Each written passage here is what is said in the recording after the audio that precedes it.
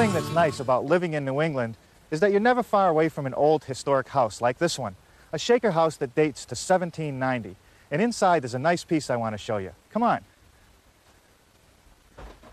Right here in this recreated Shaker kitchen, next to the old wood stove, was a piece of simple furniture the Shakers would have used every day, the dry sink. When not in use, the top would remain closed to make it look tidy. But to use it, they just opened it up, took a bucket filled with water, put it up on this upper level, and washed the dishes. Any spillage would fall down into this lower level and go out through a little drain, I suppose to a bucket below. It has some really nice details. The top section has dovetailed corners. There's a band that separates the top from the bottom, where we find two flat panel doors. And at the very bottom, a nice little base detail. Now I'd like to show you how I built this bathroom vanity. Now for this cabinet, I've chosen to do all the joinery at the corners with dovetail joints. And they're not only functional in strength, but they look good when they're finished, especially on this white oak. Now the doors are a flat panel on the outside, but on the inside you'll find a raised panel. And this is something we see a lot in Shaker pieces. And the reason for it is that they wanted the full thickness of the wood for strength. So they had to taper the panels to make them fit in the door frame. And I think that's where I want to get started today, making the doors. And over here on my saw, I have the stiles and the rails for each door. And the first thing I'm going to do is put a groove down the center of each of these pieces into which our panel will fit. And I'll make that on the table saw with my adjustable dado head cutter, and it's set up so that the groove will be in the center of each piece and about 3/8 of an inch deep. Okay, the next thing that I have to do is cut a mortise in all the stiles. And it goes all the way through, and that's so that we can join the rails, which have tenons, through like this. Now the mortise is cut with this attachment I have on my drill press. Well, that makes a pretty nice joint. With a little bit of glue, that's going to stay together for years. Now I guess it's time to tell you how to make this tenon. This is what's called a haunched tenon. And it's haunched because this little piece has been left on. And that's there because it's needed to fill a gap when the frame is put together right here. There's a little gap left by the groove for the panel. Now the first thing I want to do to make the tenon is remove equal amounts of material, top and bottom, to get the right thickness. And I've set up the table saw, again with the adjustable dado head cutter, and I've put this guide block here, and that's just a reference to make sure I get this shoulder cut in the right place. And it also gives me some clearance when I come by here so that I don't get any bind up or kickback. Final adjustment to the height of the blade, and now I'm ready to make that cut for this little haunch. Okay, here's my door frames loosely fitted together, and the next thing I want to do is make the panels. And I'll use this piece right here, which is 2 oak boards that have been glued up, and I've smoothed out the surface. And I want to take a measurement so that I can rip it to the right width. Now the opening here is 10 7/8, but I want to make the blank 3/4 of an inch bigger so that it'll fit in these grooves. So I'm looking for a piece about 11 5/8 inches. And I'll rip that right here on the table saw.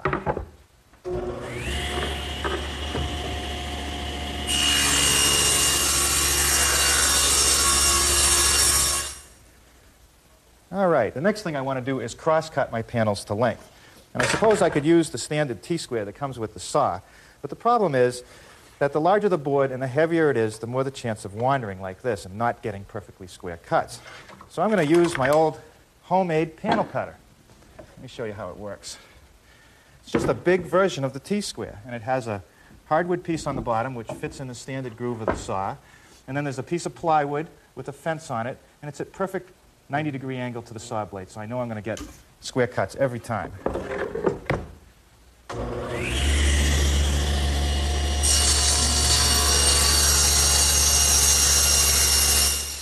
Now with my tape hooked on that freshly squared end, I know the length of my panel is to be 14 13/16. Let's take another look at our dry sink. You can see the detail on the inside of the door again. It's a raised panel, and to cut that, I'm going to use my radial arm saw, in which a molding head cutter has been mounted in place of the regular saw blade. And it's just a heavy wheel with 3 cutters which, spinning around, will remove material. Now I'm going to do the raised panel in 2 passes, especially with this hard oak. It's too much material to take out at once. So we'll make one pass adjusted and do the second. Always doing the end grain first to minimize splintering. Well, one thing about these mortise and tenon joints is that there's a lot of surfaces to put the glue on, which means I should get a real tight joint. It'll last for a long, long time. Now we'll just slip this in like that. Now I'll just slide the panel in, and I don't use any glue on the panel because I want that to float freely in these dados so that they can expand and contract with changes in humidity. One has to remember that when you clamp things up like this, don't put too much pressure on there, just enough to squeeze it together. A little bit of glue will come out of the joint. That's all we need. All right, now over here, I've got some boards that I glued up to make the sides of our dry sink. And I want to point out that I always pay close attention to the growth rings, and I'll wet this a little here. And you can see that over on this piece, the rings curve in this direction, which means the bark was out here. And on this piece, they curve in this direction, which means the bark was out here. And by alternating the direction of the growth rings, you end up with a much more stable piece of glued up wood. The first thing I want to do to this piece is scrape off the excess glue that's squeezed out. And to do that, I'm just going to use an ordinary paint scraper. The width of this side panel wants to be 18 1/4, and the height wants to be 32 1/2, and I'll rip it first at 18 1/4, which I've already set on the table saw.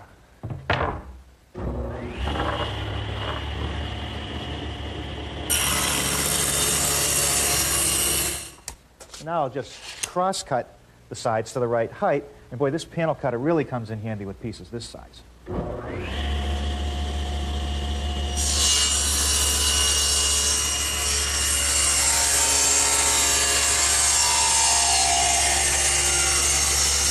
Next thing I want to do to these side panels is put a rabbet right in the top edge here. And that's so that this top frame can sit in it, and this will hold the countertop down. Also, I want to put a rabbet along the back edge to recess the plywood backing. I've got the table saw all set up with the dado head, and I'll make that top rabbet first.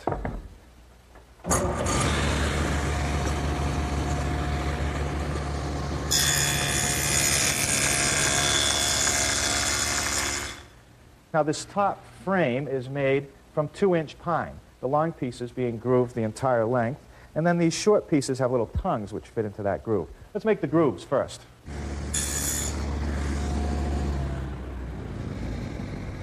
That's good. Now these joints just get held together with a little bit of glue and some brads just to hold it in place until the glue sets up.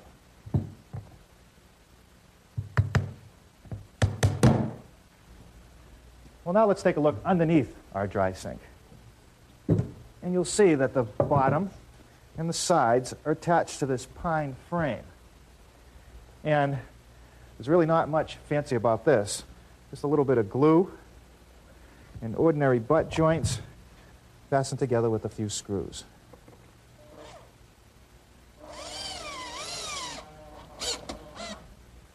Okay, now we're ready for a little assembly of our dry sink. This is the top frame, which gets fastened to the side by driving some screws through the top. On all these connections, I like to apply a little bit of glue because it never hurts to add a little extra strength to the joint. And now this is the base we just assembled, and that also gets fastened with a few drywall screws.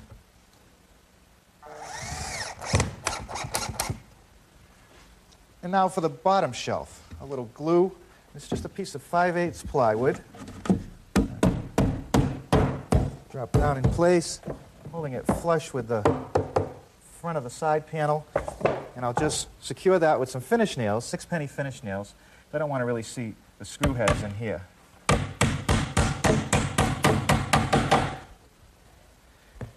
Well, now I want to install this little cleat along the back edge of the top frame. And ultimately, that'll be used to fasten the dry sink to a wall. See, the back of the dry sink is nothing more than a piece of 1/4-inch Luan plywood. And it's fastened at the top and the bottom with some 5-penny nails into the pine.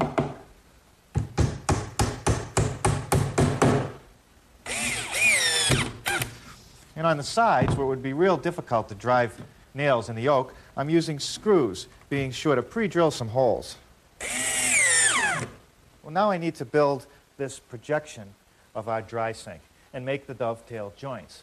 And to do that, I start out by making a couple little pieces here, which will fit on the sides, and they've been rabbited out to fit over the top frame. And I've taken the left-hand one and the front piece and set it up in my dovetailing jig.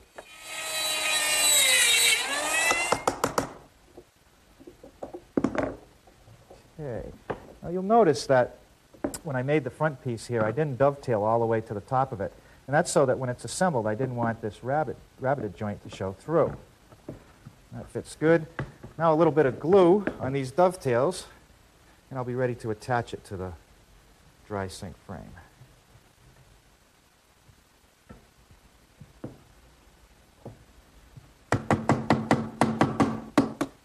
Now I'm going to pre-drill a few holes with some nails along the top edge.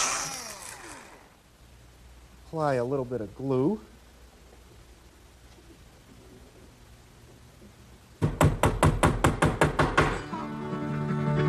The face frame is made from 4 pieces of wood joined at the corners by half-lap joints. The best way to cut them is on a radial arm saw. Well, these half-lap joints are assembled just by putting some glue on all the surfaces, sliding them together, and then just using a couple 5/8" screws will secure it in place while the glue sets up.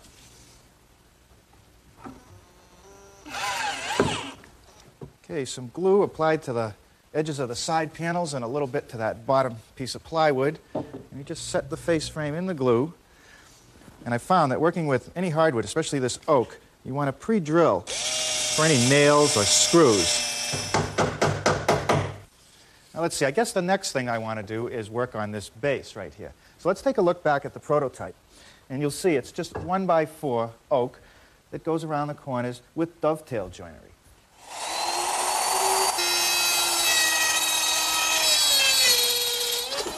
Okay, let's see how those fit. Pretty good. Now we're ready to do the other end.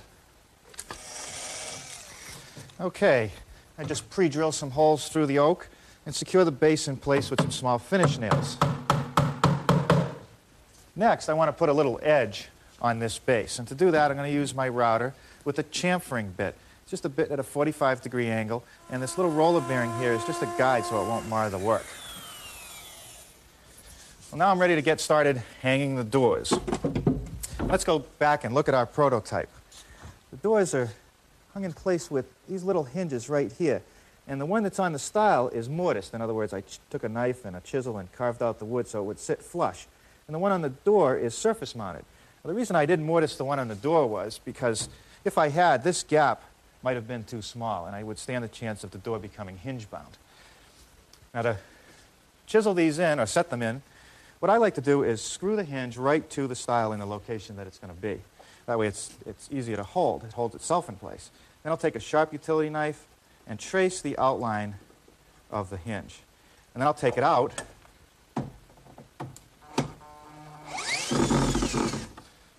And then just using a chisel, I'll remove the right amount of material. Boy, is this oak hard. It takes a good sharp chisel.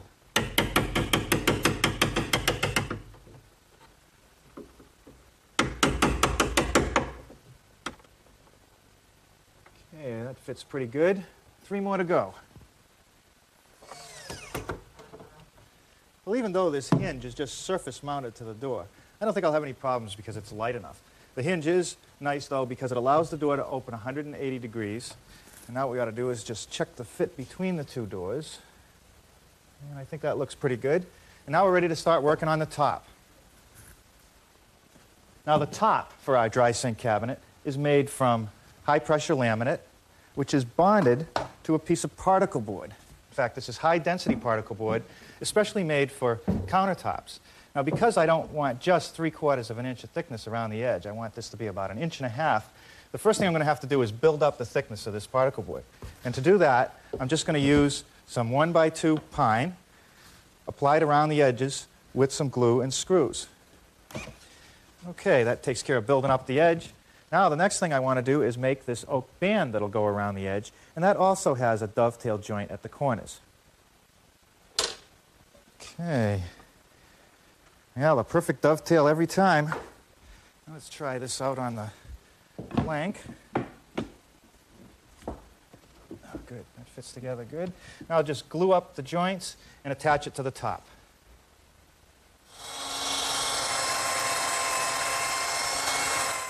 Well, now I'm ready to apply some contact cement in a well-vented area to the laminate and to the particle board. Now you can put it on with a brush or a roller, but I like to use just a scrap piece of laminate. And it's better to put on 2 thin coats than 1 thick coat. It should look about like this as you put it on. Okay, that takes care of the first coat. It'll take about 10 minutes for this to dry, and then I'll come back and put the second coat on. All right, well, that second coat is dry. The contact cement will just be tacky to the touch. And now for these sticks, which are really the most important part of the job. These I lay down on top of the particle board, and that allows me to adjust the laminate before I make a commitment to sticking it down, because there's one thing with contact cement, and that's that when the 2 surfaces touch one another, there's no moving them, and you don't want to end up with the top a little bit off of one edge, not covering the particle board. So I just set it in place and make sure it's hanging over all 4 edges, and I can just pull these strips out. Okay. Letting it go down in the middle first. And I'll pull the 2 edge ones out.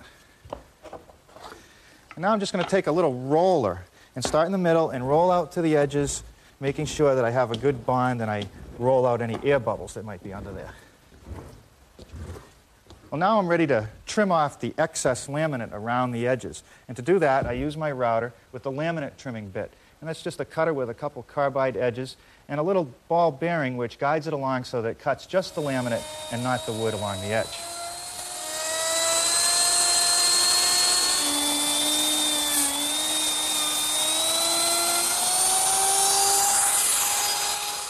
Well, the next thing I want to do is chamfer the edge of the top. And I'll do that using my router with a chamfering bit. And what that does is allows a little more oak to show through the edge, and I just think it's a really nice detail. Well, the next thing I want to do is make this oak backsplash. So I've got a piece clamped down in the vise here. It's about 4 inches wide, and I'm going to chamfer 3 edges.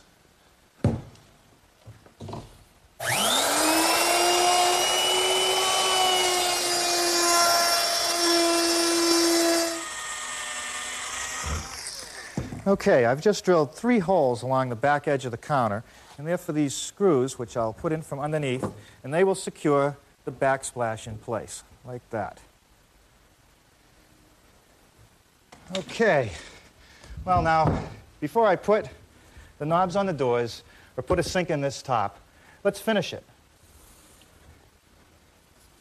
Boy, don't those dovetail joints look great? For my money, this white oak is best finished clear. So I'm starting out with a sanding sealer. And when this is dry, I'll sand it down and put a final coat of satin polyurethane. With the sealer dry, I've sanded the entire case with some 320 grit wet dry sandpaper. And you can see there's a little powdery substance like a talcum that's left over. So I vacuumed the entire vanity, and now I'll just wipe it down with a rag dampened with mineral spirits. Now, this is the part of the project I really like the most, putting on the finish coats. I'm using a satin finish polyurethane, and this is where that dust-free environment is critical. Dust getting on this before it's dry is going to ruin all my work. I'll put on 3 coats, lightly rubbing between coats with steel wool, and that should give me a really durable finish. With the first coat of polyurethane dry, I did a very light sanding, and then found an appropriately colored putty to fill the nail holes. And now I'm putting the final coat of polyurethane on.